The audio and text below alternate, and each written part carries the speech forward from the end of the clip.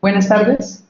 A continuación mostraremos la versión inicial de las tareas de aprendizaje para la unidad didáctica que lleva hasta el momento como nombre modelación de una ecuación lineal a partir de un lenguaje natural. El contenido de esta presentación es el siguiente. Primero, una versión previa de las tareas de aprendizaje, 2 tareas de aprendizaje para el objetivo 1, 2 tareas de aprendizaje para el objetivo 2, luego el contraste entre las tareas prototípicas y las tareas de aprendizaje, y por último las modificaciones a las expectativas de aprendizaje y de tipo afectivo. El objetivo número 1 lo tenemos de la siguiente forma: identificar los elementos que permiten establecer relaciones aditivas y multiplicativas en fenómenos representados gráficamente. Para este objetivo planteamos la primera tarea. En una fábrica de cartón venden diferentes tipos de cajas. La figura 1 muestra un molde con la medida del largo, el alto y el ancho de una de las cajas que se fabrica. Con ayuda de tu compañero, responde la siguiente pregunta: ¿cuánto cartón se gasta para construir una caja? Dentro de la ficha de la tarea, presentamos o evidenciamos que los requisitos que los estudiantes deben tener es manejo de términos semejantes, operaciones entre términos semejantes, semejanza entre los lados de un cuadrilátero. Para las metas, creemos que los estudiantes pueden llegar a omitir la relación entre valores y lados semejantes, o al realizar el perímetro, obviar que hay un lado paralelo al lado al que se le da una unidad de medida. Entonces pueden solo tomar una parte de ese perímetro y no todo. También puede asignarle una expresión algebraica a un lado no congruente, o escribir un producto en vez de una suma para determinar el perímetro de la figura. Los materiales y recursos. Dentro de los recursos que vamos a usar está el papel impreso con el enunciado de la tarea y las instrucciones para solucionar la misma. El agrupamiento, en esta parte decidimos que sea en parejas, ya que pueden formular estrategias que permitan reconocer a los estudiantes la noción y manejo de perímetro de una figura, por lo que la interacción y comunicación en clase va a ser estudiante-estudiante, estudiante-profesor. La temporalidad la dividimos en 4. En la primera, el profesor presenta la tarea a los estudiantes. En la segunda, el profesor da la instrucción de resolverlo por parejas. La tercera, los estudiantes empiezan a desarrollar la tarea con ayuda de los materiales y recursos. Y en la cuarta, se realiza una realimentación grupal donde los estudiantes sustenten y justifiquen la solución y procedimientos utilizados para la misma.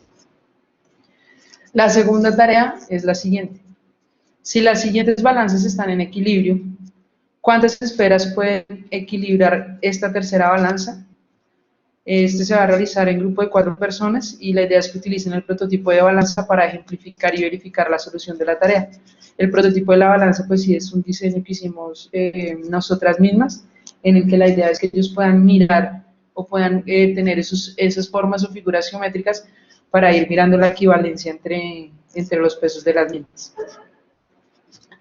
Los requisitos para esta tarea es conocer y manejar las propiedades de los sistemas de numeración, tener presente el uso de la balanza, la definición de equilibrio, el concepto de magnitud y unidades de medida. Dentro de las metas, creemos que pueden omitir la diferencia de peso según el tipo de forma geométrica mostrada. También pueden asignarle un peso a más de una forma geométrica diferente, o omitir el equilibrio al no contemplar la equivalencia entre las formas geométricas. ¿Eso qué quiere decir? Que no tengan en cuenta que 2 triángulos equivalen a un círculo o 2 círculos equivalen a un cuadrado. Los materiales para esta tarea son el papel impreso con el enunciado de la tarea, el prototipo de balanza, formas geométricas y las instrucciones para solucionar la misma tarea. El agrupamiento pues, es de a 4 personas, debido a que deben tener un manejo tanto del prototipo de balanza y al mismo tiempo deben ir registrando lo que van observando. La interacción entonces va a ser estudiante-estudiante, estudiante-profesor, y la temporalidad está dividida en los mismos 4 elementos expuestos anteriormente, donde el profesor presenta la tarea a los estudiantes, luego da la instrucción para resolverlo de forma individual, luego los estudiantes empiezan a desarrollar la tarea con ayuda de los materiales y recursos, y por último se realiza la retroalimentación donde los estudiantes sustentan y justifican la solución y procedimientos utilizados. El objetivo 2 está diseñado de la siguiente forma: representar las relaciones aditivas y multiplicativas entre los elementos de situaciones que se presentan en texto. La primera tarea es plantear una ecuación para la siguiente situación. En un examen se asignan 6 puntos a las preguntas que se responden correctamente y menos 4 puntos a las preguntas que se responden en forma incorrecta. Si Camilo respondió bien 5 preguntas y obtuvo 2 puntos, ¿cuántas preguntas respondió mal? Dentro de la ficha de la tarea tenemos que los requisitos son un conocimiento de números enteros, tener presente la ley de signos y las operaciones entre ellos. Dentro de las metas determinamos que es posible que asignen los puntos cerrados menos 4 con un signo positivo o que determine la cantidad de los puntos cerrados como un cociente, un cuarto, en cambio de una resta. Los materiales y recursos son el papel impreso con el enunciado de la tarea y las instrucciones para solucionarla. El agrupamiento, esta tarea la determinamos de forma individual, dado que lo que se les solicita es solo relacionar los datos dados en el enunciado. La interacción en este caso, perdón que se fue una de más, es estudiante-profesor. La temporalidad son los mismos 4 tiempos de clase, en el que el profesor presenta la tarea, luego da la instrucción, luego los estudiantes la desarrollan y por último se realiza una realimentación. En la tarea 2.1, que se llama máquinas, dice lo siguiente: plantea una ecuación para la situación. Una máquina A construye una serie de productos en 6 horas. Cuando la máquina A trabaja simultáneamente con la máquina B, la construcción de los productos se hace en 2 horas.